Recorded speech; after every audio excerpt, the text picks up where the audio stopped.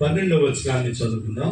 నా పూర్ణ హృదయముతో నేను నీకు కృతజ్ఞతాస్తుతులు చెల్లించెదను. నీ నామమును నిత్యము మహిమపరచెదను. ప్రభువా, నా పూర్ణ హృదయముతో నేను నీకు కృతజ్ఞతాస్తుతులు చెల్లించెదను, నీ నామమును నిత్యము మహిమపరచెదను. చిన్న ప్రార్థన. పరిశుద్ధుడా, ప్రేమగల తండ్రి, మీ దాసులు నిలవబెట్టి ఇంతవరకు చక్కటి వర్తమానాన్ని మీరు మాకు అందించినందుకు స్తోత్రాలు. అయోగ్యుడిని నన్ను బలపరచయ్యా, మాతో మాట్లాడండి, జ్ఞాపకం చేసుకోండి. మీ కృపాహస్తాలకు అప్పగిస్తూ యేసయ్య నామములో ప్రార్థిస్తున్నాము తండ్రి, ఆమేన్. ప్రియ దేవుని బిడ్డలారా, దేవుడు మనతో ఈ దినాల్లో మాట్లాడుతూ ఉన్నారు.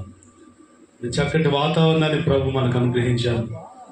దేవునితో మనం ఆత్మలో బలపడాలి అనేది దేవుని యొక్క ఉద్దేశం. దేవునితో ఈ సహవాసాన్ని ప్రారంభించాం. దేవునిలో మనం ఎదగాలి. ఆయనతో ఈ సహవాసాన్ని, ఈ సంబంధాన్ని బలపరుచుకోవాలి. మనిషికి ఉన్నటువంటి ముఖ్యమైనటువంటి పనుల్లో ఒకటి ఏంటంటే, ఆయన ఎక్కువగా మనం స్తుతించాలి, కృతజ్ఞతాస్తుతులు చెల్లించాలి. ఈ జీవితాన్ని బట్టి మన జీవితాన్ని దేవుడు ఎంతగా మార్చాడు, మనకి ఎంత మేలు చేస్తున్నాడు. మరి ఇప్పుడు ప్రభుదాసను ప్రార్థన చేశారు. ఆయన నాకు బాగా అంతకుముందు తెలుసు. ఆయన అంతకుముందు చూసి ఇప్పుడు చూస్తుంటే అసలు ఈ దేవుడు ఎంత గొప్ప దేవుడా, ఎంత ఆశ్చర్యకరుడా అనిపిస్తుంది అన్నమాట. ఎవరినైనా దేవుడు మార్చగలుగుతాడు. ఆయన చేసే మేలు ఎంత గొప్పవి. మరి ఈ దేవుడు సర్వశక్తిగా సజీవ సాక్ష్యాలు మనం చూస్తున్నాం. ఈ దేవుడు గురించి చెప్పేటప్పుడు చాలా ధైర్యంగా చెప్తాం. ఎందుకంటే ఎన్నో సాక్ష్యాలు ఉన్నాయి ఇలాంటి. నన్ను దేవుడు మార్చాడు, మిమ్మల్ని మార్చారు.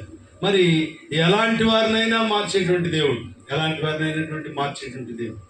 కనుక మార్చబడిన జీవితం ద్వారా మనం దేవుణ్ణి మహిమపరచాలి. మనల్ని ఎందుకు దేవుడు మార్చాడు అంటే, ఆయన్ను మనం మహిమపరచడానికి. మన జీవితానికి ఉన్న ఒక ఉద్దేశం ఏంటంటే, ఈ భూమి మీద కొద్దికాలమే మనం బ్రతుకుతాం. ఈ బ్రతుకులో దేవునికి కృతజ్ఞతాస్తుతులు చెల్లిస్తూ కృతజ్ఞత కలిగిన హృదయాన్ని కలిగి ఉండి మరి ఆయన నామాన్ని మహిమపరచాలి. భక్తుడు అంటా ఉన్నాడు, నా పూర్ణ హృదయంతో నేను నీకు కృతజ్ఞతాస్తుతులు చెల్లించెదను, నీ నామమును నిత్యము మహిమపరిచేటువంటి మన జీవితం. దేవునికి మహిమకరంగా మనం బ్రతుకుతున్నాం. ఈ మధ్యాహ్నం నా హృదయంలో దేవుడు ఇచ్చిన కొన్ని మాటలు. మనం మన జీవితం ద్వారా దేవుణ్ణి మహిమపరుస్తున్నామా?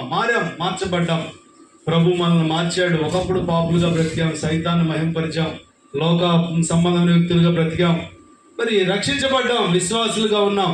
మన ముఖ్యమైనటువంటి ఉద్దేశం ఏంటంటే, ఈ బతికే కొద్ది జీవితం ద్వారా నా దేవుడు మహిమపరచబడాలి. చాలా మంది దేవుణ్ణి మహిమపరచలేకపోతా ఉన్నారు. ఇంకా ఎందుకు అంటే, లూకాసు వార్త 13వ అధ్యాయం 13వ వచనాన్ని కనుక మనం గమనించినట్లయితే, లూకాసు వార్త 13వ అధ్యాయంలో ఒక తల్లి జీవితాన్ని మనం చూస్తాం. 13వ అధ్యాయం ఆమె మీద చేతులుంచగానే ఆమె చక్కగా నిలువబడి దేవుని మహిమపరచెను అనేటువంటి ఒక అద్భుతమైనటువంటి మాట. ఆమె చక్కగా నిలవబడి దేవుని మహిమపరచెను. అంతకుముందు ఆమె చక్కగా నిలబడలేదు. ఆమె నడుము వంగిపోయింది. 18 సంవత్సరాల నుంచి మరి బలహీనపరచు దయ్యం పట్టిన 18 ఏళ్ల నుండి బలహీనపరచు దయ్యం పట్టిన ఒక స్త్రీ అచ్చట ఉండెను. ఆమె నడుము వంగిపోయి ఎంతమాత్రం చక్కగా నిలబడలేకుండాను అనేటువంటి మాట. అంతకుముందు ఆమె జీవితం వంగిపోయినటువంటి జీవితం. సైతాను వంచేశాడు, సైతానుకు లొంగిపోయింది అని చెప్పచ్చు. చాలా మంది బ్రతుకులు ఈ రోజుల్లో లొంగిపోతున్నారు, సైతానికి, పాపానికి లొంగిపోతున్నారు. వంచేస్తున్నాడు సైతాను. ఎక్కడ అవకాశం ఇచ్చిందో తెలియదు. మనల్ని దేవుడు సైతానుకు లొంగిపోవాలని, వాడికి వంగిపోవాలని చేయలేదండి. ఆయన స్వరూపంలో దేవుడు మనల్ని చేసుకున్నాడు. ఆయన మహిమ కోసం చేసుకున్నాడు. యెషయా 43:7 మనం చూస్తాం, ఆయన మహిమ కొరకు సృజించిన ప్రజలు, మనుషులు అనేటువంటి మాట. మనం దేవుని మహిమ కోసం చేయబడ్డాం. దేవుని మహిమపరచడానికి మన దేవుడి జీవితాన్ని ఇచ్చాడు. దేవుణ్ణి గణపరచాలి అనేది ముఖ్య ఉద్దేశం. ఆ తర్వాత తింటాం, త్రాగుతాం, ఏదో అవసరాలు ఉంటాయి మనిషికి. కానీ మానవ జీవితం యొక్క ముఖ్య ఉద్దేశం ఏంటంటే, మన జీవితంలో మనం దేవుణ్ణి మహిమపరచాలి. మన జీవితం ద్వారా ప్రభు మహిమ పొందాలి. ఆ దేవుడు గణపరచబడాలి, ఆ దేవుని నామానికి మహిమ రావాలి. ఒక తృప్తికరమైన జీవితం. పిల్లరా, మనుషులు ఈ రోజుల్లో ఆస్తులు సంపాదించామా, ఇల్లు సంపాదించామా, ఉద్యోగాలు సంపాదించామా, సౌఖ్యంగా బ్రతికామా ఏదో అన్నట్లుగా ఉంది. కానీ ఈ భూమి మీద నేను నా దేవుడిని మహిమపరిచానా? నా బ్రతుకు ద్వారా, నా జీవితం ద్వారా దేవుడు ఈ జీవితాన్ని మనకి ఇచ్చాడు, మనం పుట్టించాడు. నా మటుకు నా జీవితాన్ని చూస్తే, నా తల్లి కడుపులో ఉన్నప్పుడే 6 నెలల వయసు ఉన్నప్పుడే మా అమ్మకు దయ్యం పట్టింది. అప్పటి వరకు మాకు చర్చ్ తెలియదు, యేసు ప్రభు తెలియదు. మా ఇంట్లో మా బంధువులు ఎవరు ప్రభు నమ్ముకోలేదు. అన్ని తిరిగారు. తిరిగిన తర్వాత ఎక్కడ తగ్గకపోతే మరి చర్చికి వెళ్తే దేవుడు తగ్గిస్తాడని చెప్పినప్పుడు అప్పుడు మా అమ్మ, మా తాత వీళ్ళు చర్చికి వెళ్ళారు. 2 కిలోమీటర్ల దూరం వెళితే అక్కడ వాళ్ళు 4 రోజులు ప్రార్థన చేశారు. అప్పుడు దయ్యం వెళ్ళిపోయింది. మరి అదే కనుకున్నట్టయితే ఆమె కింద పడిందంట, నేను చచ్చిపోతానే అన్నది లోపల ఉన్న పెండం ఏమవుతుందని కంగారు పడ్డారండి. ఆ సాక్ష్యాన్ని చెప్పినప్పుడు నాకు అర్థమైంది. ఆ తర్వాత మరి నేను పుట్టాను, వాళ్ళు చర్చి మానుకున్నారు, వాళ్ళకి తెలియదు భక్తి. ఆ తర్వాత నేను రక్షించబడిన తర్వాత మళ్ళా చర్చికి వచ్చారు, మరి ఇప్పుడు ప్రభు నమ్ముకున్నారు. అయితే నేను నా దేవుడు నన్ను ఎందుకు బ్రతికించాడు? 6 నెలలు ఉన్నప్పుడే పోవాల్సినండి దేవుడు బ్రతికించింది ఎందుకు? ఆ తర్వాత రక్షించుకున్నాడు, సేవకు పిలిచాడు. మరి దేవుణ్ణి మహిమపరచాలి ఈ జీవితం ద్వారా, అదొకటే ఆశ. ఆయన మహిమ పొందితే చాలు. మరి మన జీవితాల్లో ఈ మధ్యాహ్నం ఈ ప్రశ్న మనం వేసుకుంటే, మన జీవితాల ద్వారా దేవుడు మహిమపరచబడుతున్నారా? లేదు, మన జీవితాలు ఎలా ఉన్నాయి? ఈ తల్లి జీవితాన్ని కనుక మనం చూసినట్లయితే 18 ఏళ్ల నుండి బలహీనపరచు దయ్యం పట్టిన ఒక స్త్రీ అచ్చటి ఉండెను. ఆమె నడుము వంగిపోయి ఎంత మాత్రం చక్కగా నిలబడలేకుండాను. యేసు ప్రభు సమాజ మందిరంలో దేవుని వాక్యం చెబుతూ ఉంటుండగా ఎంతో మంది ఇలా కూర్చున్నారు. వాళ్ళ మధ్యలో ఒక తల్లి ఉంది. ఆ తల్లి పరిస్థితి ఏంటంటే, ఆమె నడుము వంగిపోయినటువంటి స్త్రీ, ఆమె చక్కగా నిలబడలేనటువంటి స్త్రీ. మొత్తానికి ఆమెకు ఆశ అయితే ఉంది. పిల్లరా, ప్రభు సన్నిధికి వచ్చింది. ఆమె వంగిపోవటానికి, నడుము వంగిపోవడానికి కారణం వయసు కాదు, కానీ సైతాను, మరి దయ్యము, బలహీనపరుచు దయ్యము ఆమెను వంచేసింది. ఎంతమంది జీవితాలు వంగిపోయిన జీవితాలు, సైతానికి లొంగిపోయిన జీవితాలు, పాపానికి వంగిపోయి ఆరోగ్యాలు చెడగొట్టుకున్న జీవితాలు. పిల్లరా, యేసేపు జీవితాన్ని మనం చూస్తే రోషం వస్తుందండి యవ్వన వయసులో. పిల్లరా, మరి ఆయన నమ్మకస్తుడిగా దేవుడికి మనుషులకు ఉన్నాడు. ఆయన పరిస్థితులన్నీ కష్టాలే పాపం. చిన్న వయసులోనే గుంటానుభవం, చిన్న వయసులోనే మరి అన్నదమ్ముల చేత పగబట్టారు, మరింత పగబట్టారు అనేటువంటి జీవితం, అమ్మబడిన జీవితం. మరి అలాంటి జీవితం అయితే ఎన్ని కష్టాలున్నా ఆయన జీవితంలో ఒక ముఖ్యమైన విషయం ఏంటంటే, దేవుడు ఆయనకు తోడుగా ఉన్నాడు. స్తోత్రం చెప్పాలి, హల్లెలూయా. దేవుడు ఆయనకు తోడుగా ఉన్నాడు. ప్రతి కష్టంలో ఆయన్ని ఫలింపజేస్తున్నాడు, ఆయన పట్టుకుందల్లో వర్ధిల్ల చేస్తున్నాడు, సఫలం చేస్తున్నాడు.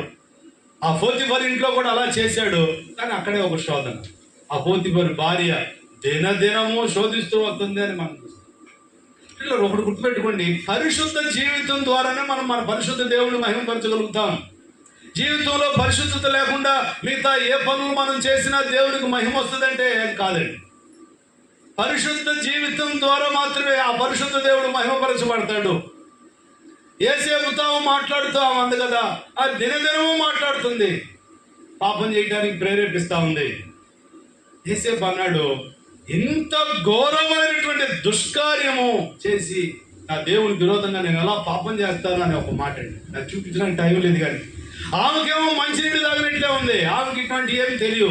దేవుణ్ణి మహిమపరచాలా, దేవుణ్ణి గణపరచాలనేటువంటి జీవితాలు కాదు. నా ఇష్టం, నా శరీరం, నా సుఖం నాదే తప్ప. గమనించినట్లయితే ఈ జీవితం దేవుడిచ్చాడు, దేవుడికి భయపడాలి, ఈ జీవితం ద్వారా దేవుణ్ణి గణపరచాలి అనేటువంటి ఆశలు, ఉద్దేశాలు ఇంకేమీ లేవు. బతికాము, సుఖంగా బతకాలా, సౌఖ్యంగా బతకాలి, నా ఇష్టం వచ్చినట్టు బతకాలా, అదే ఆ ఉద్దేశం. భర్త ఉన్నాడు, కానీ పిల్లగా ఆమె ఇలాంటి పనులు దిగుతాం. గమనించినట్లయితే ఆమెకేమో అది సింపుల్గా ఉంది, ఈయనకేమో అది గుడి బయలుపోయేలాగా ఉన్నాను. అమ్మో, ఇంత ఘోరమైన దుష్కార్యం ఇది. ఒక స్పృహ అండి. పిల్లరా, దేవుని ఆత్మ కలిగిన బిడ్డలు, దేవుని మహిమపరచాలని ఉద్దేశం కలిగిన బిడ్డలు స్పృహ కలిగి ఉంటారు పరిశుద్ధత విషయమై. చాలా మందికి అది అసలు పాపం అనిపించదు, స్పృహ ఉండదు. గమనించినట్లయితే ఆమెకు అసలు అది పెద్ద బాధలాగా ఆమెకేమి లేదు. ఈయనకి మాత్రం ఇది ఘోరం. ఘోరమైన దుష్కార్యం. ఎందుకంటే రోజు ప్రార్థన చేసుకునేవాడు, రోజు దేవునితో నడిచేవాడు. ప్రార్థన చేసుకునే వాళ్ళకి, దేవునితో సహవాసం కలిగి ఉన్న వారికి అది చాలా కష్టం అండి పాపం చేయటం. అంతకుముందు ప్రభుతో సంబంధం, సహవాసం లేనప్పుడు మనకి తేలికే అది.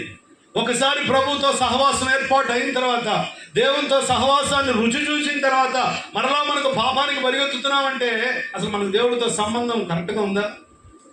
ఈ ఆనందం రుచి దొరికిందా? ప్రభుతో సహవాసం నాకు లేనప్పుడు జీవితం నాకు తెలుసు, ఆ తర్వాత నా ప్రభుతో సహవాసం కలిగిన తర్వాత జీవితం తెలుసు. ఇప్పుడు ఏదైనా దేవునికి దూరం అవ్వాలని ఆలోచన వచ్చిన భయం వేస్తుంది. అంతకుముందు ఆ జీవితం ఒకసారి చూస్తే అది నరకం. ఆనందం లేదు, సంతోషం లేదు, సమాధానం లేదు. 25 సంవత్సరాలుగా నేను దేవుడితో సహవాసం నడవడానికి ప్రభు చూపిస్తాను. కనుక దేవునితో సహవాసం కలిగిన యేసేపు, దేవుణ్ణి మహిమపరచడం అలవాటు చేసుకున్న యేసేపు జీవితం ఇంత ఘోరమైన దుష్కార్యం అని ఆయన ఆలోచిస్తుంటే ఆమెకు అసలు అది మన జీవితాల్లో పరిశుద్ధత ద్వారా దేవుణ్ణి మనం మహిమపరచాలి. గమనించినట్లయితే దేవుని వాక్యాన్ని మనం చూస్తే, దేవుని వాక్యాన్ని కనుక మనం గమనించినట్లయితే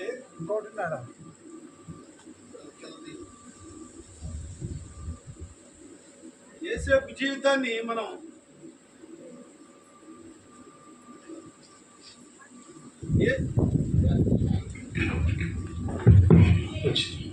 యేసేపు జీవితాన్ని కనుక మనం గమనించినట్లయితే మరి దేవుని బిడ్డలారా, పరిశుద్ధ జీవితం ద్వారా దేవుడు యేసేపును మహిమపరిచినట్లుగా మనం గమనిస్తాం.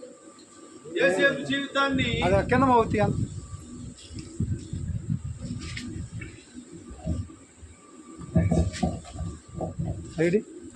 దేవుని యొక్క వాక్యాన్ని మనం గమనించినట్లయితే 18 సంవత్సరాలుగా నడుము వంగిపోయినటువంటి జీవితం, చక్కగా నిలవలేనటువంటి పరిస్థితి. అయితే ప్రభు సన్నిధికి ఆమె వచ్చింది. ఆ వచ్చిన తర్వాత యేసు ప్రభు బలహీన పక్షంగా ఉండే దేవుడు. ఎవరైతే ఆశ కలిగి ఉంటారో, నేను దేవుణ్ణి మహిమపరచాలి, నా జీవితం ద్వారా దేవుణ్ణి ఘనపరచాలనే ఆశ ఎవరికైతే ఉంటుందో అలాంటి వారికి సహాయం చేయడానికి దేవుడు ఎప్పుడు సిద్ధంగా ఉంటాడు. ఆ తల్లి మరి వంగిపోయింది ఆమె జీవితం, ఆమె సైతానికి లొంగిపోయింది. కానీ ఆమె ఆశ ఉంది ఏంటంటే, నేను నా దేవుణ్ణి ఘనపరచాలి, నా దేవుణ్ణి మహిమపరచాలి. ఆమెకు శక్తి చాలటల్లా. సైతాను బలాన్ని జయించడానికి మన బలం సరిపోదండి, మన శక్తి సరిపోదు. చాలా మందికి పాపం హృదయంలో ఆశ ఉంటుంది, దేవుని కొరకు బ్రతకాలి, దేవుని కొరకు జీవించాలి. కానీ పరిస్థితులు, శరీరం, లోకం, సైతాన్ అనేవి వంచేస్తాయి, లొంగ తీసుకుంటాయి, దేవునికి విరోధంగా జీవించేటట్టుగా మరి ఆ ప్రయత్నాలు. కానీ ఈ మధ్యాహ్నం ప్రియులారా, ఈ తల్లి జీవితం ఒకసారి గమనించండి. ఆమె ప్రార్థనకు వచ్చింది, దేవుని దగ్గరకు వచ్చింది. దేవుని దగ్గరకు ఆమె వచ్చే ఉద్దేశం ఏంటి? ఆల్రెడీ 18 సంవత్సరాలు ఆమె వంగిపోయిన ఆ జీవితంలో అంతే ఉండిపోలేదు. ఆమె ఇక నా జీవితం ఇంత అనుకోలేదు. ఆశ, నేను దేవుణ్ణి మహిమపరచాలా, నేను దేవుణ్ణి ఘనపరచాలా, నా దేవునికి మహిమకరంగా నేను బ్రతకాలా. ఆమె వల్ల కావట్లేదు. అయితే యేసు ప్రభు ఇక్కడ వాక్యం చెప్తాడని తెలుసుకుంది. ఆమె ఇంటి దగ్గర లేదు, మందిరానికి వచ్చింది, దేవుని సన్నిధికి వచ్చింది. చాలా మంది పాపంలో బ్రతుకుతూ మరి దేవునికి ఇష్టమైన జీవితాన్ని జీవిస్తూ మరి మందిరానికి రారు. ఎందుకంటే మేము అంటుంటాం కదా, నువ్వు అట్లా బతుకుతే ఎందుకు వచ్చావు మందిరానికి? పిల్లరా, అలాంటి వాళ్ళకి మందిరానికి రావాలి. ఆయన నీతిమంతుల కోసం రాలేదు, పాపులను రక్షించిన యేసుక్రీస్తు ప్రభు ఈ లోకానికి వచ్చాడని వాక్యం నమ్మదగినది, పూర్ణాంగీకారమునకు యోగ్యమైందని బైబిల్ సెలవిస్తాం. శక్తిహీనులు మందిరానికి రావాలి, బలహీనులు దేవుని సన్నిధికి రావాలి, పాపులు దేవుని దగ్గరికి రావాలి. వస్తేనే దేవుని సహాయం మనకు దొరుకుతుంది. యవనస్తులతో నేను మాట్లాడుతుంటాను, తమ్ముడు మందిరానికి రండి, మేము రావాలని అంటారు. ఎందుకు అంటే, మాకు ఈ అలవాట్లు ఉన్నాయి, మేము ఇట్లా బతుకుతున్నాం, అన్ని మారిన తర్వాత వస్తామని అంటారు. ఇంక మారాలి అంటే దేవుని దగ్గరికి రావాలి. మార్చేది దేవుడు మన వల్ల కాదండి, మనం మారలేము. దేవుడు మనల్ని మారుస్తాడు. దేవుడు ఒక వ్యక్తి జీవితాన్ని మారుస్తాడు. ఏ మనిషి కూడా తనంతట తను మారలేడు, తనంతట తను సైతాన్ని జయించలేడు. కాబట్టి దేవుని దగ్గరకు వస్తే దేవుని సహాయం దొరుకుతుంది. ప్రియులారా, దేవుడు శక్తినిస్తాడు, దేవుడు సహాయం చేస్తాడు, అప్పుడు మనం జీవించగలుగుతాం. ఈ తల్లి పరిస్థితి కూడా అదే. 18 సంవత్సరాలుగా చెప్పుకోలేని బాధ, వంగిపోయిన జీవితం, లొంగిపోయిన జీవితం, ఆశ ఉంది. కానీ ఆమె జీవితం, ఆమెకు సహాయం చేసేవాళ్ళు ఎవరు లేదు. ఆమె కాంగా ఊపులోంచి బయటికి రాలేకపోతాం. ఒకరోజు అవకాశం వచ్చింది, ప్రభు సన్నిధికి వచ్చింది, ప్రభు అక్కడికే వచ్చాడు. వచ్చి కూర్చుంది, ఆయన దృష్టి ఆమె మీదే పడింది. సహజంగా ఏమంటారు అలాంటి వాళ్ళని చూస్తే? కొన్ని అంటారు. కానీ దేవుడు పొమ్మలేదు, రమ్మన్నాడు. ఆయన ఆమెను చూచి రమ్మని పిలిచి 12వ వచనం చూసినట్లయితే యేసు ఆమెను చూచి రమ్మని పిలిచి, దైవం పట్టిన వాళ్ళని దేవుడు ఏం చేస్తాడండి? రమ్మని పిలుస్తున్నాడు. సైతాన్ని బట్టి పాపంలో 18 సంవత్సరాలుగా వంగిపోయినటువంటి స్థితిలో ఉన్న జీవితం చూసి దేవుడు రమ్మని పిలుస్తున్నాడు. ఈ దేవుడు రమ్మని పిలిచే దేవుడు అలాంటి వారిని. నిస్సహాయులకు ఆయన సహాయం చేసే దేవుడు, బలహీనులకు సహాయం చేసే దేవుడు, ఆశగల ప్రాణాన్ని తృప్తిపరిచే దేవుడు, పొండి అనే దేవుడు కాదు, ఆయన రమ్మని పిలుస్తున్నాడు. ప్రియులారా, ఇది కృపాకాలం. ప్రభు అనేకులు రమ్మని పిలుస్తారు. ఎవరైనా ఇలాంటి స్థితిలో ఉండి ఆశ కలిగి ఉంటే రండి, దేవుని దగ్గరకు రండి. రమ్మని పిలుస్తాడు. ఎందుకు రమ్మని పిలుస్తున్నాడంటే ప్రియులు ఆమెను బాగు చేయాలని, దేవుని మహిమపరిచే జీవితం ఆమెకు ఇవ్వాలని, ఆమెను చక్కపరచాలని, చక్కగా నిలబెట్టాలని దేవుని యొక్క ఉద్దేశం. రమ్మని పిలిచినప్పుడు నేను రాను లేదా ఆమె వచ్చింది. ఎక్కడ దాకా వచ్చిందంటే యేసయ్య చేతి కిందకు వచ్చింది. యేసయ్య ఆమె చేయి పెట్టాడు. ఆమెను చూసి రమ్మని పిలిచి, అమ్మా నీ బలహీనత నుంచి విడుదల పొంది ఉన్నావని ఆమెతో చెప్పి ఆమె మీద చేతులు ఉంచగానే ఆమె చక్కగా నిలబడి దేవుణ్ణి మహిమపరచను. దేవుని స్తోత్రం చెప్పాలి. హల్లెలూయా. దేవుని పెట్టాలి. ఇక్కడ ఎవరైనా అలాంటి వాళ్ళు ఉంటే దయచేసి దేవుని దగ్గరికి రండి. ప్రభు మిమ్మల్ని ప్రేమిస్తున్నాడు. మిమ్మల్ని ఆయన విడిపించడానికి ఇష్టపడతా ఉన్నాడు. ఆయన మీకు సహాయం చేయడానికి ఇష్టపడుతున్నాడు. దేవుణ్ణి మహిమపరిచే జీవితం, చక్కటి జీవితం మీకు ఇస్తాడు. చెడిపోయిన పరిస్థితులు ఉన్నాయా, బలహీనపడిన పరిస్థితులు ఉన్నాయా, మహిమపరచలేవు. మన ప్రవర్తన ద్వారానే దేవుణ్ణి మహిమపరచాలి. మన పరిశుద్ధ జీవితం ద్వారానే దేవుణ్ణి మహిమపరచాలి. అది యేసయ్య మాత్రమే ఇవ్వగలడు. అందుకే ఆయన కలువరి శిలువలో మన కోసం రక్తాన్ని చిందించాడు. ఆయన ప్రాణాన్ని పెట్టాడు. ఆయన తన పరిశుద్ధాత్మను మనకు అనుగ్రహించాడు. దేవుని ఆత్మ శక్తి లేకుండా మనం చక్కగా నిలబడలేము. పరిశుద్ధాత్మని బలం లేకుండా మన బలం సరిపోదు. నువ్వు ఏ స్థితిలో ఉన్నప్పటికీ ఆయన దగ్గరికి రాగలిగితే, అయ్యా నేను నిన్ను మహిమపరచాలని, నా వల్ల కావట్లేదు ప్రభువా అంటే, ఎన్ని సంవత్సరాల నుంచి నువ్వు పాపంలో ఉన్నావో నాకు తెలియదు, ఎన్ని సంవత్సరాల నుంచి లొంగిపోయావో తెలియదు, ఎన్ని సంవత్సరాల నుంచి వంచేసాడో సైతం నాకు తెలీదు. ఈ మధ్యాహ్నం ప్రభువును మహిమ పరిచే ఒక అవకాశం ప్రభు నీకు ఇస్తాడు. నువ్వు వస్తే చక్కగా నిలబెడతాడు. దేవుని మహిమపరిచే అవకాశం. ప్రతి ఒకప్పుడు నా జీవితం ఎలా లేదండి. మరి ఇక్కడ కరవది, ఒంగోలు దగ్గర ఈ త్రోగుంట అవతల కరవది. ఇక్కడ చక్కగా నిలబడగలిగానంటే దేవుని కృప. ఇట్లాంటి జీవితం అయితే కాదు, ఏసై నమ్ముకోకుండా. అప్పుడు పరిస్థితులు వేరు, జీవితం వేరు, ప్రభు తెలియదు. సైతాన్ని మహిమపరిచే జీవితం. ఇక్కడ చక్కగా నిలబడగలిగానంటే ఆ దేవుడి దయ, ఆయన కృప. అందుకే ప్రియులారా, మనుషులందరూ పాపులే, కానీ నీతిమంతులు లేడు, ఒకడు కూడా లేడు. అయితే అలాంటి స్థితిలో మనం ఉండకూడదు. యేసు ప్రభు ఆయన మహిమపరచాలని ఆశపడతా ఉన్నాడు. మన జీవితం ద్వారా కూడా మనం దేవుని మహిమపరచాలి. కాబట్టి మన చక్కగా నిలవబడి దేవుణ్ణి మహిమపరిచింది. చక్కటి జీవితం ద్వారా మనం దేవుని మహిమపరచాలంటే సిలువ దగ్గరికి రావాలి, ప్రభు సన్నిధికి రావాలి, ఆయన చేయి మన మీద పెట్టాలి. ఆయన మనల్ని విడిపిస్తాడు, ఆయన మనకు సహాయం చేస్తాడు. ఎంతో మందిని విడిపించిన సందర్భాలను చెప్పగలం. మా చర్చిలో చాలా మంది ఉన్నారు. ఒకప్పుడు సైతాను బందీలు. ఒక ఆయన ఉన్నాడు మస్తానని, కట్ట బీడీలు తాగుతాడు. పిల్లరా, బండబూతులు, జీవితం చాలా ఘోరంగా ఉండేది. వాళ్ళ నాన్నగారికి బాగలేదు. ఆయన స్వస్థత కోసం మందిరాన్ని తీసుకొస్తే ఆయన యేసు ప్రభు గురించి చెప్పడం జరిగింది. ఆయన అన్నాడు, పాస్టర్ గారు నాకు తగ్గినా పర్లేదు, నాకు ప్రభు దొరికాడు, మరి నేను చనిపోతే పరలోకం వెళ్తాననే విశ్వాసంలోకి వచ్చాడు. సరే, ఆయన ఆ తర్వాత రక్షణ గురించి చనిపోయాడు. ఈ కొడుకు ఆ నాన్న కోసం వచ్చిన ఆయన దేవుని వాక్యని ఆయన రక్షించబడ్డాడు, బాప్తిసం తీసుకున్నాడు, ఇజ్రాయెల్ గా మారాడు. కట్టబీడీలు ఎటుపోయినాయో, పాత జీవితం ఎటుపోయిందో, చక్కటి పరిశుద్ధ జీవితాన్ని జీవించి దేవుణ్ణి మహిమపరుస్తూ ఆయన కూడా ఇటీవల దేవుని దగ్గరికి వెళ్ళాడు. దేవునికి స్తోత్రం చెప్పాలి. హల్లెలూయా. దేవుని బిడ్డలు, దేవుని మహిమపరచాలని ఆశ ఉందా? చక్కటి జీవితం మనకుందా? చక్కటి ప్రవర్తన ద్వారా మనం దేవుణ్ణి మహిమపరచగలుగుతాం. అదే మాట బైబిల్లో ఉంది. 2 మాటలు చెప్పి నేను త్వరగానే ముగిస్తాను. యోహాను సువార్త 15వ అధ్యాయం 8వ వచనాన్ని కనుక ఒకసారి మనం చూసినట్లయితే, యోహాను సువార్త 15వ అధ్యాయం 8వ వచనం, మీరు బహుగా ఫలించుట వలన నా తండ్రి మహిమపరచబడును, ఇందువలన మీరు నా శిష్యులు అగుదురు. మీరు బహుగా ఫలించుట వలన నా తండ్రి మహిమపరచబడును. రక్షించబడిన తర్వాత మన జీవితంలో ఫలం కనపడాలి. ఫలించడం ద్వారానే మనం దేవుణ్ణి మహిమపరచగలం. యేసు ప్రభు శిష్యుడిని నేను రుజువు చేయాలంటే ఫలం ద్వారా. వరాలు ఉంటాయి. వరాలు దేవుడు సంఘక్షేమం నిమిత్తం ఆయన చిత్తాన్ని బట్టి అనేకులకు పంచిస్తుంటాడు. వరం ప్రియులారా, అది సంఘక్షేమం కొరకు, కానీ ఫలం అనేది దేవుని మహిమ కొరకు. కాబట్టి ప్రతి వ్యక్తి జీవితంలో ఫలం అనేది ఉండాలి. ఈ ఫలించటం అనేది బహుగా ఫలించటం ద్వారా దేవుడు మహిమపరచబడతాడు.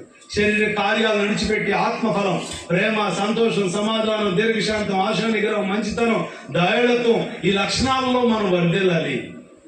వర్ధిల్లాలంటే 2 కండిషన్లు అండి. గోధుమ గింజ భూమిలో పడి చావకుండా అది ఒంటిగానే ఉండను, చస్తే విస్తారంగా, చచ్చిన అనుభవం లేకుండా మనం ఫలించలేం. లోకానికి, పాపానికి మనం చావాలి.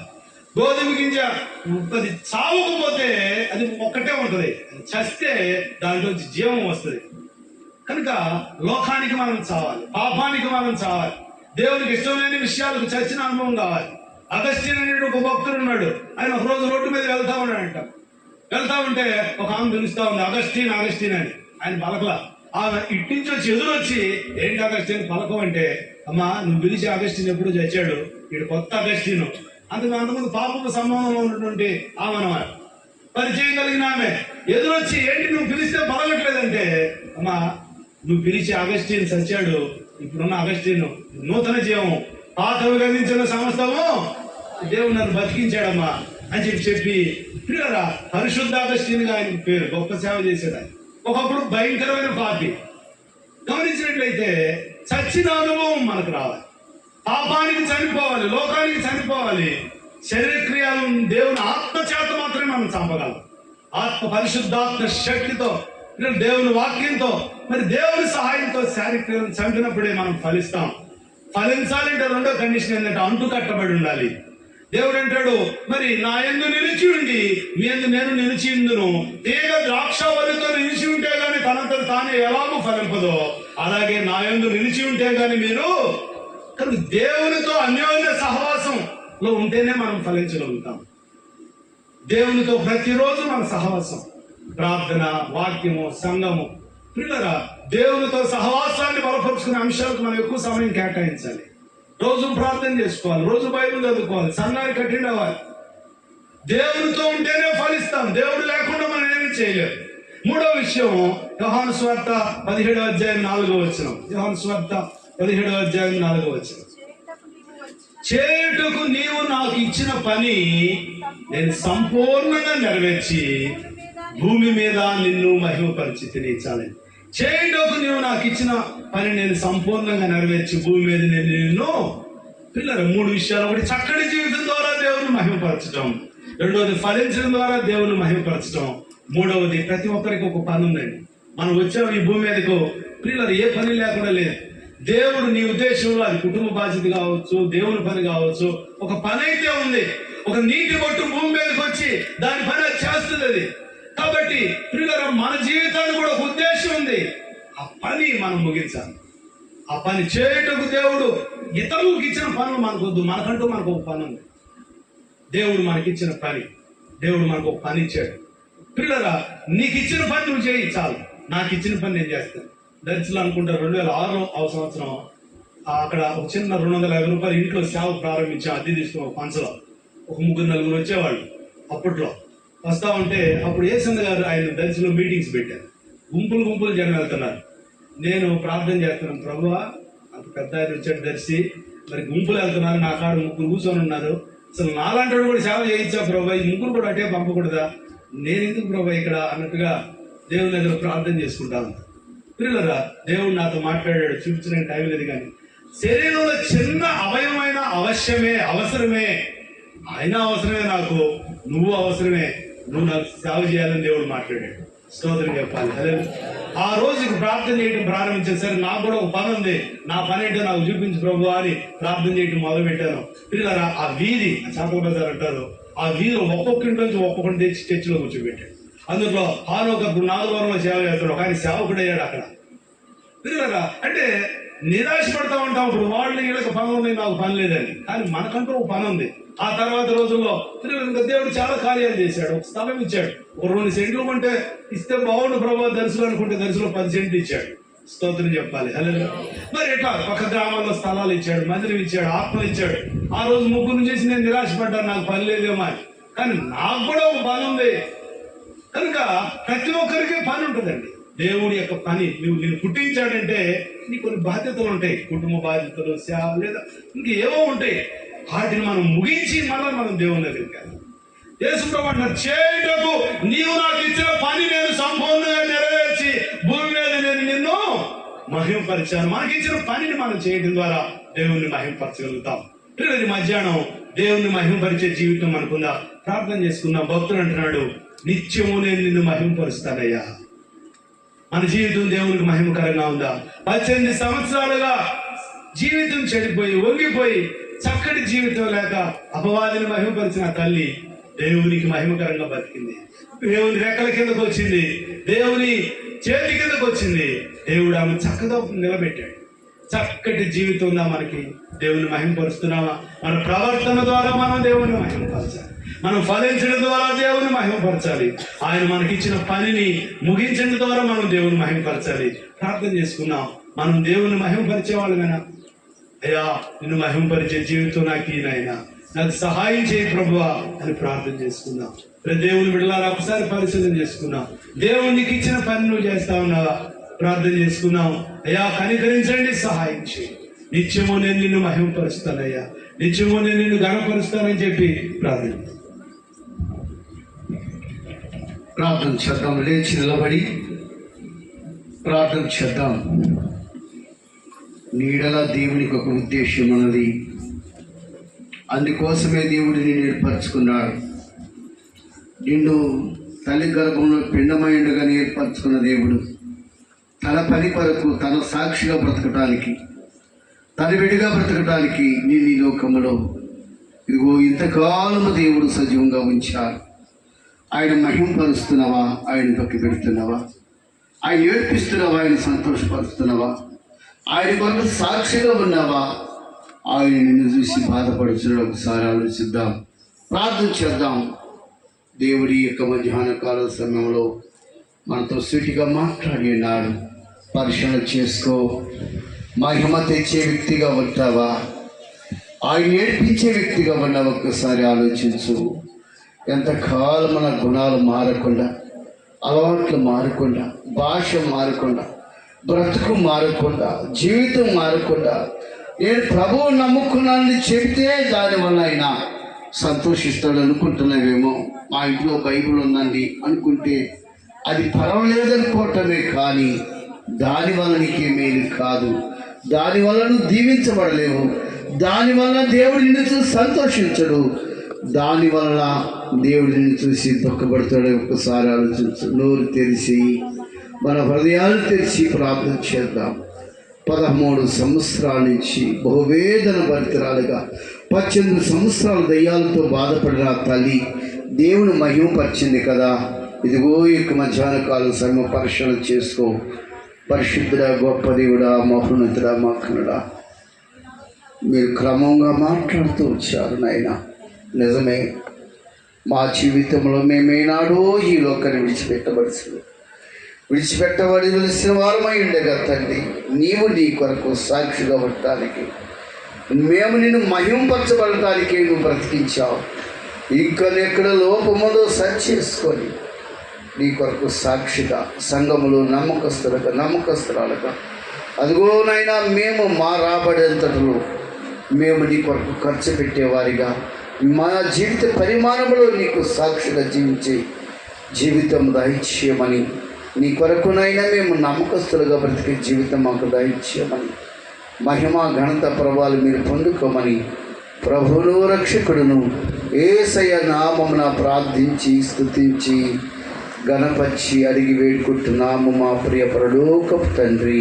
ఆమేన్. ప్రియరా, దేవుడు